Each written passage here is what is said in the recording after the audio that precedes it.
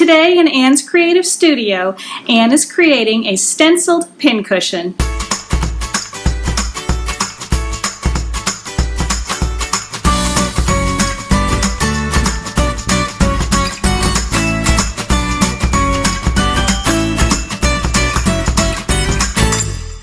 Hi everyone, Ann Butler here. Thanks for joining me in my studio. So today we're going to create this cute little pin cushion. I'm going to show you how to do this with my stencils from Stencil Girl. This one was done with my Crafter's ink from Clear Snap in Tangelo.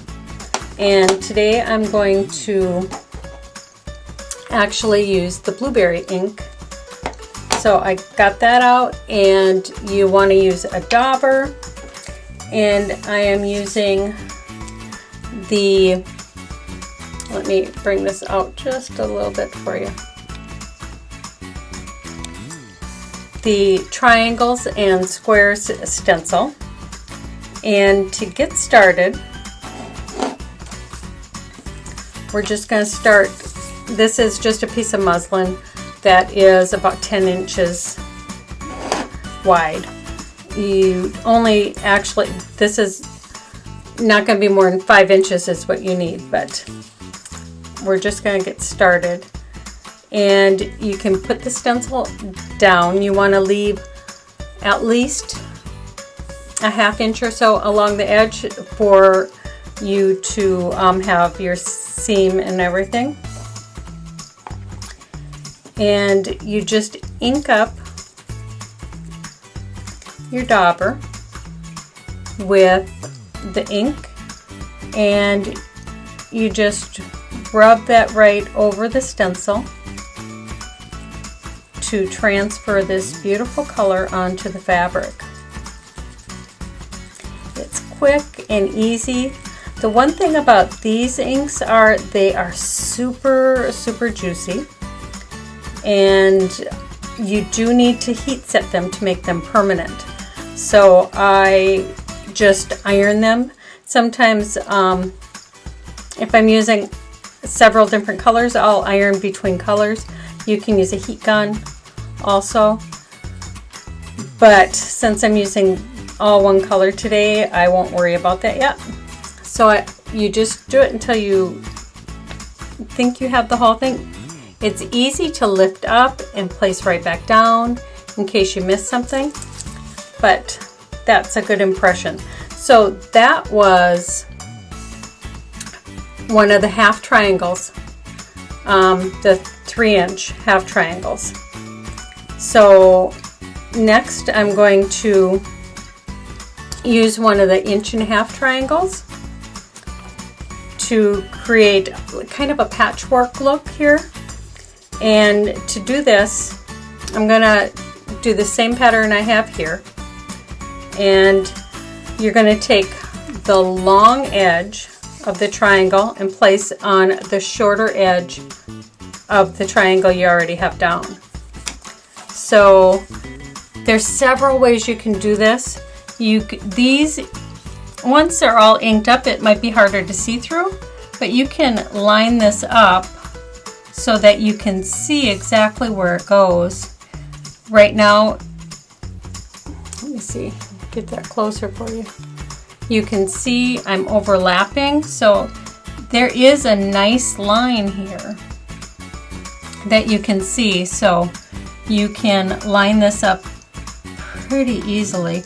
But if you're having issues, you can always take some painter's tape and cut it to go exactly on that line, so you know exactly. With that, you'd be able to see exactly where you need to be. So that's an option if you need that. But I just take and kind of line it up and make sure I'm in the right ballpark. And I'm going to, yep, I have plenty of ink here. So you just put your color through here. And when you're doing something precise like this, if you're worried about going too far and going into the next triangles, then I'm going to back this up just a little bit for you. If you're worried about going too far, you can always put painter's tape over your stencil to keep from doing that too. Or lots of times I will use freezer paper and put down below. So see here, you're able to get right up to that and make a nice line. And same with this one.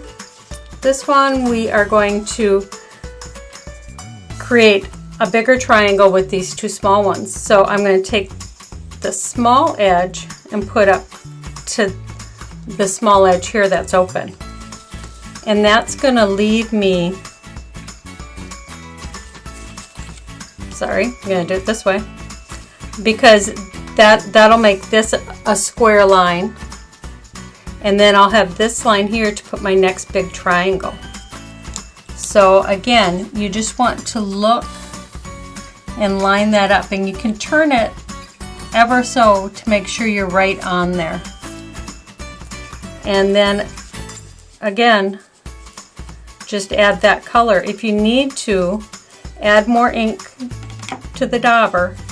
If you want a darker, richer color, you can do this in more than one color too. I'm just making this one really easy for you. But see there, you get that nice, perfect line. I want to show that too. See, so you're able to make really great patterns and line them up really nice with this stencil because they all go together. It's so much fun to create patterns. So right here I'm going to show you, I have this one almost done. So here's the big triangle, and then there's the small ones. And I would just have that little flower one left to do. After you have that all done, you take your piece up to the sewing machine. I put batting on the back, and I think you'll be able to see the stitching lines. So I stitch all the way around it, and then I just stitch down the middle between these two patterns I stitched. And then I did a cross stitch between these two. Right here, this was the big triangle, but I went ahead and did a stitching line on this one. In my final one, I had not done a stitching line there, but I thought it would just add some more texture. So that's what you do. You just stitch that, and then you're giving it that whole quilted look. And then what you're going to do is you're going to trim the excess away on this piece.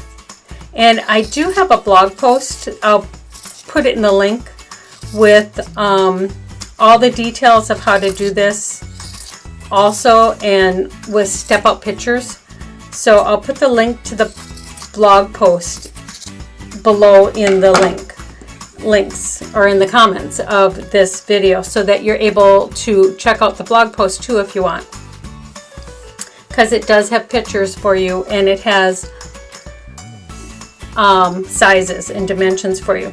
So now you have this piece. You would take another piece of muslin and put on top of that. It only has to be as big as this piece. And then you're going to take and start in the middle of this line. You're going to stitch all the way around. So you have your stitching line here. So you're going to stitch all the way around this square, and you're going to leave about 1.5 to 2 inch opening and turn it inside out. And you will fill it with stuffing, and you will sew that little 2 inches that you left open closed. And then I took a button and just sewed it all the way through, and that'll be in the blog post. I'll show you how to do that too. But there you have such a cute and quick and easy little pin cushion that you can create using the stencils, and you have a faux quilted look. How easy is that? I mean, this is easy to line up and create your own quilting patterns or your own fabric. So give it a try and have fun.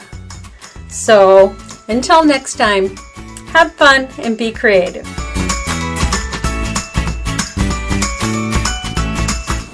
We hope you enjoyed this episode of Anne's Creative Studio.